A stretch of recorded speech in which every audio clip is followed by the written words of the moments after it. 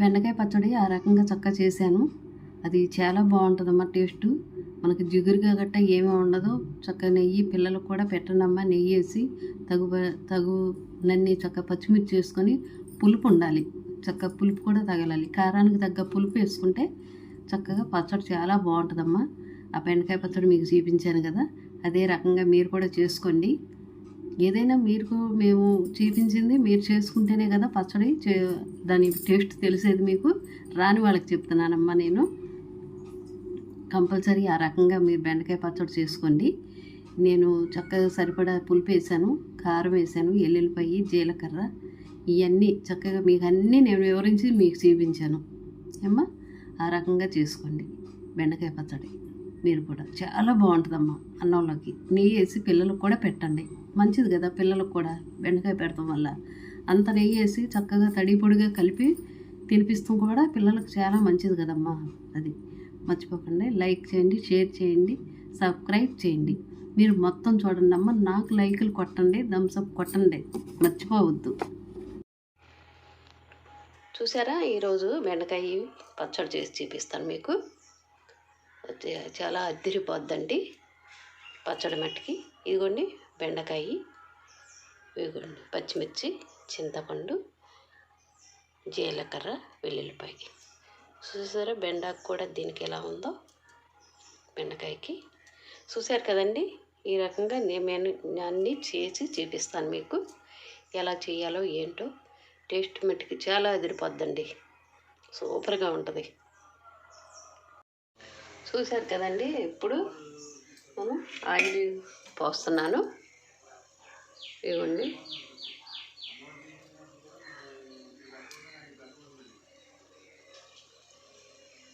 Oil పోసాను.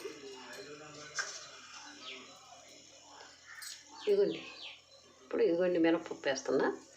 స్మెల్కి బాగుంటుంది కదా మినపప్పు. ఇదిగోండి పచ్చిమిర్చి వేస్తాను.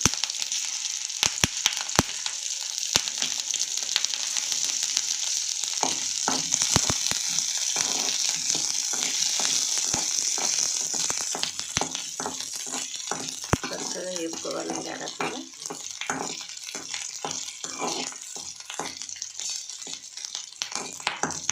ఎందుకంటే మినపప్పు చక్కగా స్మెల్ బాగుంటుంది కదండి వేసి కలిపితే, అందుకు మినపప్పు వేసాను.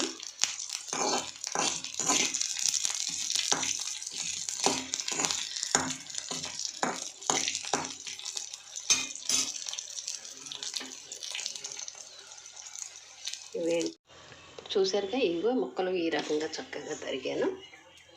ఇవ్వండి ఈ రకంగా తరిగాను. ఇప్పుడు ఆయిల్ ఉంది కదా, మనం మిక్స్ చేసిన దాంట్లో ఇదిగోండి చక్కగా మగ్గనిచ్చేద్దాం.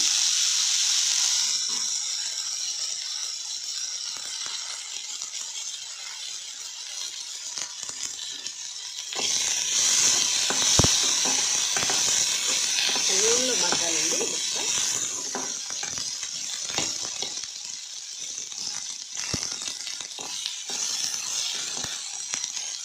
ఇది సాల్ట్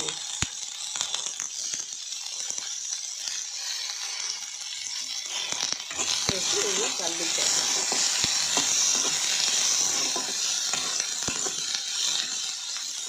చాలా బాగుంటుందండి వేసినట్టు. ఇదిగోండి చూసారా, బెండకాయ ముక్కలు చక్కగా ఈ రకంగా ఎలా మగ్గినాయి. చూసారా, జిగురేమీ లేదు. నూనెలో మగ్గనిచ్చాం కదా, వాటర్ పోస్తే పలసన జిగురు వచ్చేస్తండి. వాటర్ మనం పోయకూడదు, చక్కగా నూనెలోనే మగ్గనియాలి. అందుమూలంగా జిగురు గట్ట ఏమీ లేదు. ఇంకోండి పొడి పొడిలాడుతా చక్కగా ఈ రకంగా ఉన్నాయి. చక్కగా మగ్గిపోయినాయి. ఈ మగ్గిపోయినాయి కదండి, వీటి సంగతి తర్వాత చూద్దాము. ఇప్పుడు మనం దీంట్లో వేయాల్సినవి ఇదిగోండి పచ్చిమిర్చి వేపాను కదా, మినపప్పు, పచ్చిమిర్చి, కమ్మని వాసన వస్తుంది కదండి. మరి ఈ మినపప్పు తగిలితే కమ్మన వాసన వస్తుంది. అందులో ఇది కూడా వేసేస్తానండి. దీంతోనే పాటు నలిగిపోద్ది. మిక్సీలో కదా, రోట్లో అయితే ప్రత్యేకించి నూరుకోవచ్చు. ఇదిగోండి ఇది కూడా వేసేస్తున్నాను. ఇది వేసేసాను కదా.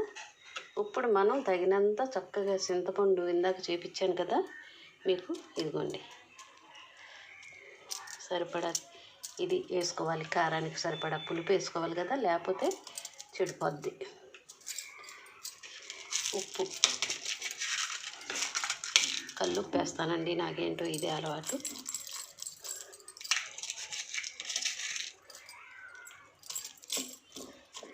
ఉప్పు వేసాను అండి.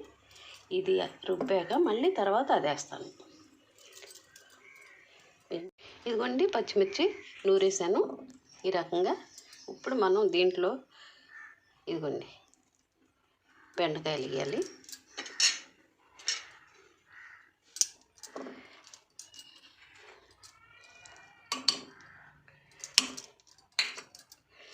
చూసారా, బెండకాయ పచ్చడి చక్కగా రెడీ అయిపోయింది. ఈ విధంగా చక్కగా చేసుకోవాలండి. చూసారుగా, చక్కగా మీకు చూపిస్తాను. చూసారా, ఇలా ఉండాలి. ఇలా తీసుకుని ఇలా వేసుకునేలాగా జారుగా ఉండకూడదు, ఫిట్గా ఉండాలండి. ఇది బెండకాయ పచ్చడి చేసామంటే ఫిట్గా ఉండాలి, అసలు టేస్ట్ అదిరిపోద్దండి. మీరు కూడా ఈ రకంగా నేను చేసినట్టు మీరు కూడా చేసి చూడండి చక్కగా. ఇదిగోండి ఈ రకంగా ఉండాలి. ఇలా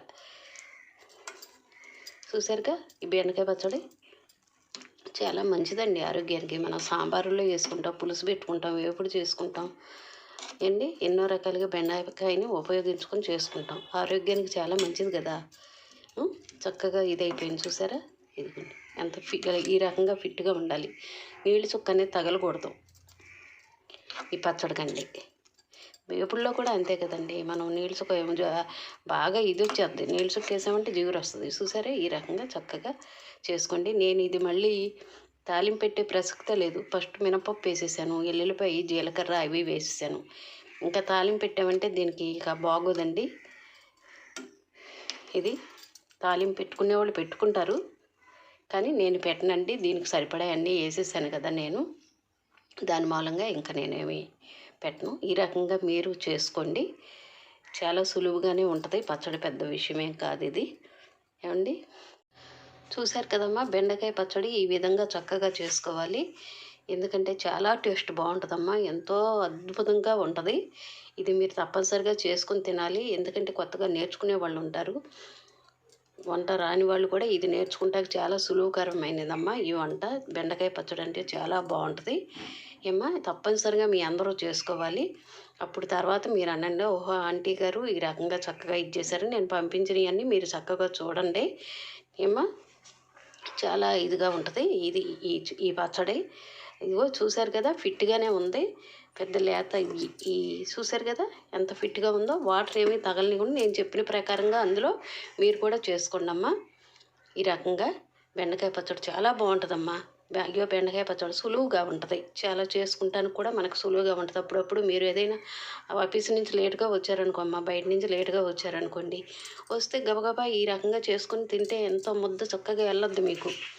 తెలుసమ్మా, బెండకాయ పచ్చడి చాలా టేస్ట్ బాగుంటుంది. బెండకాయ ప్రయోజనాలు బోల్డ్ ఉన్నాయి కదమ్మా. పిల్లలకు కూడా మీరు తినిపించాలి. ఇవి తప్పనిసరిగా చక్కగా పిల్లలకి నెయ్యి వేసి ఇవి కూడా ఇలాంటివి తినిపిస్తే చాలా మంచిది ఆరోగ్యానికి పిల్లలకి.